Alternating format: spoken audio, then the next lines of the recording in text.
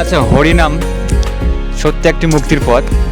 এই যে হরিনাম করে যে মুক্তি পেতে গেলে কি সাধু হতে হবে, না সাধু বাদেও আমি হরিনাম করে মুক্তি পেতে পারি? হরিনাম ছাড়া মুক্তি পাওয়া যেমন যাবে না। হরিনাম কি হয়, দুধটা যেমন ওকে দুধের আর এক নাম বা অমৃতও বলা যায়, বা তাকে পান করে জীবন ধারণ করে, কিন্তু সেই দুধটা পানের যোগ্য বা পান করি, কিন্তু সেই দুধটাতে যখন কোনো একটা সর্প বা সাপ এসে যদি মুখ দিয়ে দেয়, তখন সেটা কি আর পানের যোগ্য থাকে? না, থাকে না। তদ্রূপ হরিনাম মুক্তির পথ, কিন্তু হরিনাম করলে জীবের মঙ্গল হয়, কিন্তু সেইটাকে যদি আশ্রয় গুরু বৈষ্ণবগণের আনুগত্য স্বীকার করে ভজন করা যায়, তাহলে সেই জিনিসটা পরিপক্কভাবে হয়। যেমন একটা গাছে পাকা ফল আর পেরে তাকে রেখে দিয়ে পাকানো, দুটো এক সমান হলো না, সমান হলো না। তদ্রূপ গুরু বৈষ্ণবগণের আনুগত্যে থেকে ভজন করলে বা তাদের সাধু গুরু বৈষ্ণবগণের আনুগত্য স্বীকার করলেই একমাত্র প্রকৃত লাভ হবে। আমি যদি মনে করি যে আমি ঘরে বসে বই পড়বো, শ্রীমদ্ ভাগবত পড়বো, বা মন্ত্র তো গুরুদেবের কাছ থেকে যে মন্ত্র পাচ্ছি সে মন্ত্র তো বাড়িতে মানে বই কিনেও আমি পড়ে দেখে নিতে পারি, কিন্তু তাতে কখনোই সিদ্ধি লাভ হতে পারে না, কখনোই সম্ভব না। যেমন উদাহরণস্বরূপ একজন দরিদ্র লোক ছিল, তাদের এতই মানে দরিদ্রতা, দিন আনা দিন খাওয়ার মতো, না খেয়ে থাকার মতো। তাদের পাশে একটা গ্রামে একজন সাধু থাকতেন। তা ওনার স্ত্রী বললেন যে ওই গ্রামে একজন সাধু থাকে, তো চলো দেখি, আমাদের তো এত দুঃখ দুর্দশা, ওনার কাছে যাই, গিয়ে যদি আমাদের কোনো মঙ্গল হয় বা যদি আমাদের কিছু উনি আমাদের একটু আর্থিক সাহায্য কোনোভাবে যদি ওনার কাছে কোনো হয়। তখন সাধুর কাছে গেলেন, সাধুর কাছে প্রার্থনা জানালেন। তা সাধু তিনি কী করলেন, সেই বৈষ্ণব একটা বটের পাতাতে তার যে আরাধ্যের যে নাম, তার যে ভজনের জোর, সেই মন্ত্রটা লিখে দিলেন।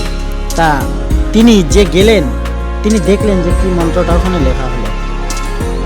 তা বললো, এই মন্ত্রটা তুমি একটা মাথায় পাগড়ি বেঁধে, কাপড় বেঁধে ওটার মধ্যে সবসময় মাথায় রেখে দেবে, কখনো খুলবে না। তা সে এইভাবে চলতে থাকলো। আস্তে আস্তে তার অবস্থা ভালো হতে আরম্ভ হলো। সে আস্তে আস্তে বড়, দিনে দিনে তার উন্নতি, আর্থিক উপার্জন সব ভালো হতে লাগলো। তা কিছুদিন যাবার পর পাতাটা অনেক দিন মাথার সঙ্গে বেঁধে রাখা আছে, কাপড়ের সঙ্গে শুকিয়ে গেছে। তা সে কাপড়টাও ময়লা হয়ে গেছে।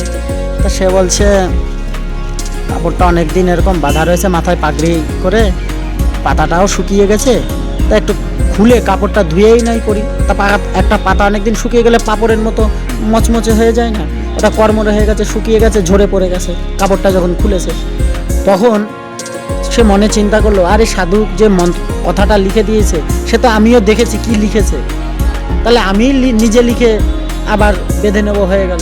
কিন্তু সে যথারীতি নিজে যখন লিখে আবার ওরকম করলো, তার অবস্থা আস্তে আস্তে আবার অবনতিতে চলে গেল। তখন আবার তিনি সে সাধু কাছে গেলেন, তারকে জানালেন। তিনি বললেন, দেখো, যদি ওইভাবেই হতো, আরে আমি যে তোকে দিয়েছি সেটা আমার ভজনের জোর, আমার আরাধ্যের নাম এবং আমার ভজনের জোর, তাহলে এর মাধ্যমে প্রমাণিত হয় যে আমি যে বাড়ি থেকে, বাজার থেকে বই, যেমন বাড়িতে বসে আমরা যতই পড়াশোনা করি তবু আমাদের শিক্ষকের প্রয়োজন হয়, স্কুল বা টিউশন মাস্টার, তদ্রূপ নিজে নিজে বাড়িতে বসে গুরু ছাড়া উদ্ধার নেই। তদ্রূপ হরিনাম যদিও হরিনাম মঙ্গলময়, ভগবান মঙ্গল, তার অধর মঙ্গল, নাম মঙ্গল, তার নামে মঙ্গল, তথাপিও আনুগত্য স্বীকার ছাড়া কখনোই মঙ্গল লাভ, প্রকৃত মঙ্গল হতে পারে না। এটাই একমাত্র উদ্দেশ্য। সাধু হতে গেলে গুরু বৈষ্ণবগণের আনুগত্য স্বীকার করতেই হবে। আমি যদি মনে করি একা একা ঘরে বসে ভজন করবো, কৃষ্ণ কৃষ্ণ বলবো, কৃষ্ণ পাবো, কখনোই সম্ভব না, হওয়া সম্ভব নয়। আসল উদ্দেশ্য হলো আমাদের হরিভজন। আশ্রয় লইয়া ভজে তারে কৃষ্ণ নাহিতে, যে আর সব মরে অকারণে। জগতে বলেছে, শাস্ত্রে বলেছে, গুরু বৈষ্ণব বলে গেছে যে আশ্রয় লইয়া ভজে তারে কৃষ্ণ নাহিতে, যে আর সব মরে অকারণ। এই মনুষ্য জন্ম যদি সার্থক করতে হয়, এই 84 জন্ম আমরা ভবন করে কীট পতঙ্গ, পশু পাখি এসব সব করে পার করে আমরা মনুষ্য জন্ম পেয়েছি। এই মনুষ্য জন্ম ওই জন্য অতি দুর্লভ বলা হয়েছে। এই মনুষ্য জন্মে যদি আমরা হরিভজন না করি, গুরুর আনুগত্য থেকে, গুরু আনুগত্যই করতে হবে। সব কিছুর গুরু আছে, একটা আপনি সব কিছুর গুরু যেখানে যান, একটা আপনি খেলাধুলো করতে যাবেন তারও গুরু আছে, আপনি পড়াশুনো করতে যাবেন তারও গুরু, সবের গুরু আছে। তাই জন্য গুরু ছাড়া কোনো গতি নেই। তাই আগে গুরু আশ্রয় করতে হবে, এবার সে গুরু সৎ হচ্ছে নাকি সেটা আপনাকে দেখতে হবে।